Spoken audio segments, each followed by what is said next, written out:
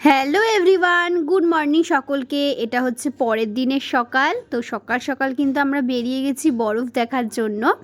তো এখন ঘড়িতে বাজে হচ্ছে সকাল প্রায় ওই 9টা থেকে 10টা। আর দেখো আকাশটা দেখে আর পাহাড় দেখে মনে হচ্ছে যে কেউ যেন এঁকে দিয়ে চলে গেছে। যেমনটি আমরা খাতায় আঁকি ঠিক তেমনটি একদম, ওর থেকেও অপূর্ব সুন্দর। প্রকৃতি নিজেকে এত সুন্দর করে গুছিয়ে রাখে, ভগবানের সব দান যদিও এগুলো, মানে এত সুন্দর দেখো, পুরো মনে হচ্ছে কি রং তুলি দিয়ে আঁকা একদম।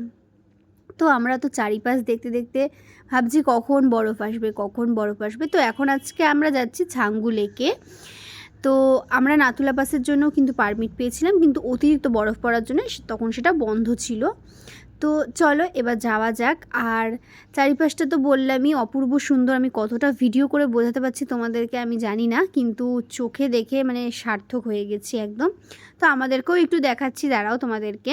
তো দেখো আজকে আমি শাড়ি পরেছি। এটা আমার একটা খুব বড় স্বপ্ন ছিল যে আমি পাহাড়ে গিয়ে দাদাভাইয়ের সাথে শাড়ি পরে একসাথে আমি ভিডিও করব, ফটো তুলব। এটা আমার ভীষণ একটা স্বপ্ন ছিল, স্বপ্নটাও আমাকে পূরণ করেছে।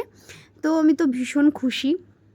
আর দেখো তারপরে এখানে আমরা একটুখানি ভিডিও শ্যুট করছিলাম, সেটাও কিন্তু আসবে খুব তাড়াতাড়ি। ওই যে আমরা হেঁটে হেঁটে যাচ্ছিলাম, তারপরে একাও আমি করেছি, সবই তোমরা দেখতে পারবে। আর যারা এখন আমার চ্যানেলটা সাবস্ক্রাইব করেনি তারা কিন্তু অবশ্যই চ্যানেলটাকে সাবস্ক্রাইব করে নিও।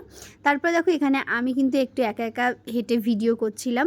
আর চারিদিকটা একদম মানে বরফে, পাহাড়ে পুরো অরিও বিস্কুটের মধ্যে ক্রিম লাগছে। তারপরে আমার ছোটো নন্দা একটু আমার সঙ্গে ইয়ার্কি মারছিল।